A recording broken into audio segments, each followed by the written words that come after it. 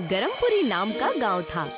इसका नाम गरमपुरी इसलिए पड़ा था क्योंकि इस गांव में सूरज की तपती किरणें दूसरे गांव से ज्यादा आती थीं, जिस वजह से यहाँ गर्मी के समय बाकी गांवों से ज्यादा गर्मी होती थी। जहाँ सिर्फ एक ही दुकान थी, वो दुकान जमींदारनी की थी जो पंखे बेचती थी। एक दिन एक आदमी जमींदारनी की दुकान पर पंखा लेने आता है, जहाँ पर उसका चेला दक्ष बैठा होता है। अरे दक्ष भाई, अभी 3 महीने पहले ही तो आपसे पंखा लिया था और आज जो फिर से खराब हो गया। कितनी कोशिश की चलाने की, मगर बिल्कुल नहीं चल रहा है। अब मैं क्या कर सकता हूँ? अगर तुम्हारा पंखा खराब हो गया है तो हाँ, एक काम कर सकता हूँ, एक नया पंखा खरीद लो मुझसे, मैं तुम्हें सबसे अच्छा पंखा दूंगा। यही कहकर तो आपने मुझे ये भी पंखा दिया था, पर ये भी खराब हो गया। अरे भाई, नया लोगे तो लो, वरना यहाँ से निकलो। मेरा वक्त बर्बाद मत करो। वैसे भी गर्मी आने वाली है, पंखा नहीं लोगे तो तड़पती मशीन की तरह तड़पोगे, क्योंकि गांव में सिर्फ एक ही जमींदार आदमी की दुकान है जहाँ पंखे मिलते हैं। वो आदमी सोच में पड़ जाता है और दक्ष से कहता है, लाओ भाई, अगर पंखा नहीं लिया तो गर्मी में मेरे बच्चे नहीं जी पाएंगे। वो आदमी दक्ष से पंखा खरीद लेता है, वो भी महंगे में, और घर चला जाता है। उसी शाम जमींदारनी अपनी दुकान पर आती है। बता दक्ष, आज कितने पंखे बिके और कितने लोग आए अपने खराब पंखे लेकर? जी, कई सारे लोग आए थे अपने खराब पंखे लेकर, और मैंने खूब सारे पंखे बेचे आज। मानना पड़ेगा जमींदारनी जी, आपने मौके और समय का क्या खूब फायदा उठाया है। खराब पंखे बेचती हो नया कहकर। अब क्या करें, करना पड़ता है। अच्छे बेचूंगी तो ये लोग बार बार थोड़ी ना लेंगे मुझसे। जमींदारनी हर साल पंखे को ज्यादा पैसों में बेचा करती थी। इसी गांव में तरुण नाम का आदमी अपनी बीवी शेलू के साथ रहता था। एक दिन तरुण के घर का पंखा भी खराब हो गया, जिस पर उसकी बीवी शेलू उससे कहती है, ये देखिए, तीसरे साल में तीसरा पंखा खराब हुआ है। शादी के वक्त तो बहुत कुछ कहकर लाए थे, घर की कहोगी तो चांद तारे तोड़ लाऊंगा, सूरज की तपती किरणें तुम तक पहुंचने नहीं दूंगा, और ये हाल बना रखा है। हर साल खुद को हाथ पंखे से हवा करनी पड़ती है। अरे जाने मन, अब तुम्हें क्या बताओ, पूरे गांव का यही हाल है। सबके पंखे 7 महीने से ज्यादा नहीं चलते। मेरे पापा मुझे एसी में रखते थे और तुम्हारा पंखा साल पूरा होते ही खराब हो जाता है, मगर मैं ये गर्मी झेलने के लिए तैयार हो गई, क्योंकि रहना जो तुम्हारे साथ है। मगर कोशिश तो करो, आखिर पंखे के खराब होने का राज क्या है? बात तो सही कह रही हो तुम। चलो पहले मैं ये पंखा लेकर दुकान जाता हूँ ठीक करवाने। क्या पता इस बार शायद इसे ठीक करने के लिए कोई मान जाए। तरुण पंखा लेकर जमींदारनी की दुकान पर पहुंचता है और देखता है कि जमींदारनी भी अपनी दुकान में दक्ष के साथ मौजूद है और दोनों आपस में बातें कर रहे थे, जिसकी वजह से उन्हें दिखाई नहीं देता कि तरुण वहां आकर खड़ा है। तरुण उनकी बातें सुन लेता है। अरे, कैसा पंखा बेच रहा है? तुझे क्या कहा था मैंने कि अच्छे पंखों को अलग रख दे और लोगों के दिए गए खराब पंखों को थोड़ा मोड़ तोड़कर वापस बेच दिया कर। अच्छे पंखे तो मैं बस अपने रिश्तेदारों को देती हूँ, गांव वालों को सिर्फ खराब पंखे ही बेचा करो। जी मालकिन जमींदारनी जी, मैंने वो गलती से बेच दिया, लेकिन फिक्र मत कीजिए, पूरे 3 गुना पैसों में मैंने वो पंखा बेचा है। तरुण उनकी बातें सुनकर चौंक जाता है और जमींदारनी से कहता है, क्या आप लोग जानबूझकर खराब पंखे गांव में बेचते हो? अब अरे तुम यहाँ कैसे आ गए? मैं तो कब से यही खड़ा हूँ। दक्ष, अंधे, ये यहाँ आकर खड़ा है और तुझे नजर भी नहीं आया? मैडम जी, आपको भी तो ये नहीं दिखा? जमींदारनी जी, आपका भांडा फूट चुका है। अब ये सारी बातें मैं पूरे गांव वालों को बताऊंगा। क्यों नहीं, जाओ बताओ, मैं भी देखती हूँ। बताने के बाद गांव वाले क्या करते हैं। गर्मी का मौसम है और एक मेरी ही दुकान है जहाँ से पूरा गांव पंखे लेता है और ले सकता है, क्योंकि कोई और तो पंखे बेचता ही नहीं।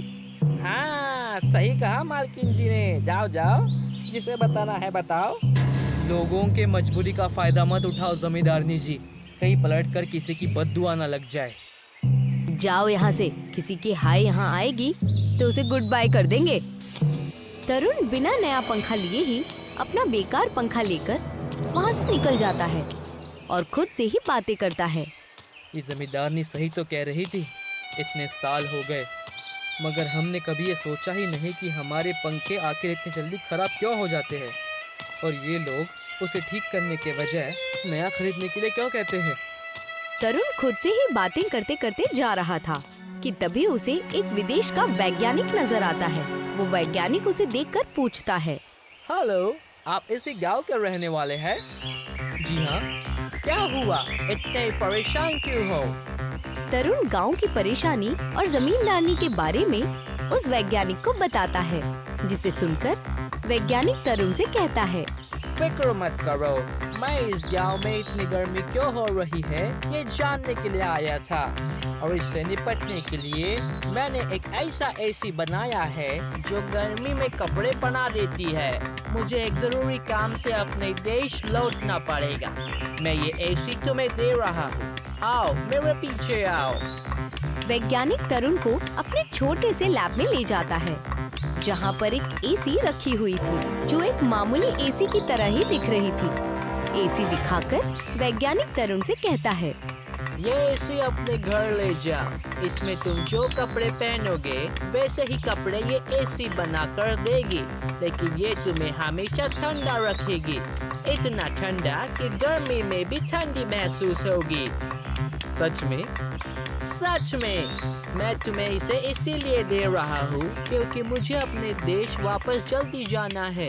मेरे बिल्ली ने मेरे रिमोट के बटन खा लिए है, इसलिए। क्या? कुछ नहीं, बस तुम इसे यहाँ से ले जाओ और जहाँ लगाना चाहो लगा लो, फिर इसमें से कपड़े बाहर निकाल सकते हो।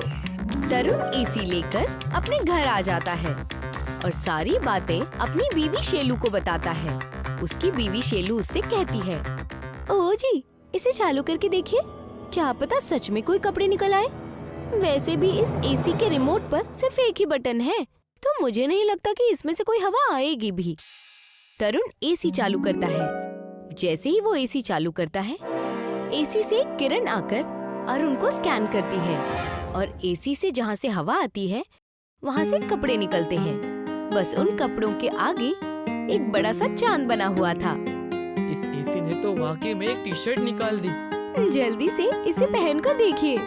तरुण जल्दी से वो शर्ट पहन लेता है। जैसे ही वो शर्ट पहनता है, उसे आराम और ठंड महसूस होने लगती है, मानो जैसे गर्मी हो ही नहीं रही हो। वाह, आज से पहले कभी इतना अच्छा नहीं लगा। तुम भी अपने लिए इसमें से कुछ कपड़े निकाल लो। नहीं क्यों, पूरा गांव अब कपड़े निकालेगा। देखना मैं कैसे जमींदारनी का धंधा चौपट करती हूँ। अगले दिन शेलू और तरुण एसी को लेकर एक दुकान खोलते हैं और गांव वालों को एसी के कपड़े बेचने लगते हैं। धीरे धीरे गांव वाले पंखा खरीदना बंद कर देते हैं, क्योंकि अब उनके पास एसी के कपड़े थे। एक दिन जमींदारनी दक्ष से आकर पूछती है, क्या हुआ, धंधा क्यों नहीं चल रहा है? गर्मी का वक्त चल रहा है और तू एक भी पंखा बेच नहीं पा रहा। दक्ष एसी कपड़ों की सारी बातें जमींदारनी को बताता है, जिसे सुनकर जमींदारनी कहती है, तो ये बात है। जी मालकिन, और मैंने ये भी देखा है कि ये तरुण उस एसी को आराम से कहीं भी लगा देता है और आराम से उठा भी लेता है। तो बस अब हमें बस वो एसी चुरानी होगी। जमींदारनी एसी को चुराने की साजिश रच लेती है। एक दिन सुबह सुबह जब तरुण अपनी दुकान खोल ही रहा था कि दक्ष तरुण की दुकान पर आता है। अरे भाई तरुण, तुम्हारी पत्नी शेलू का पैर फिसल गया है और वो तुम्हें याद कर रही है। क्या? कैसे? मैं अभी जाता हूँ। तरुण ये खबर सुनकर अपनी बीवी शेलू के पास जाने लगता है और जमींदारनी वहाँ आ जाती है। वाह, क्या साजिश रची थी मैंने। वाह, क्या नाटक किया मैंने। मार्केट के साथ रहने का कोई तो फायदा हुआ। चुप, जल्दी अभी एसी निकाल और चल मेरे घर लेकर। दक्ष एसी निकालने लगता है, मगर वो देखता है कि इस एसी के ऊपर कुछ लिखा हुआ है। मालकिन, इस पे तो कुछ लिखा हुआ है, एंटी थीफ। कुछ एंटी थीफ लिखा हुआ है। तो मैं क्या करूं? चलो अब इसे जल्दी लेकर चलो। वो लोग एसी चुराकर जमींदारनी के घर पहुंचते हैं और एसी को दीवार पर लगा देते हैं।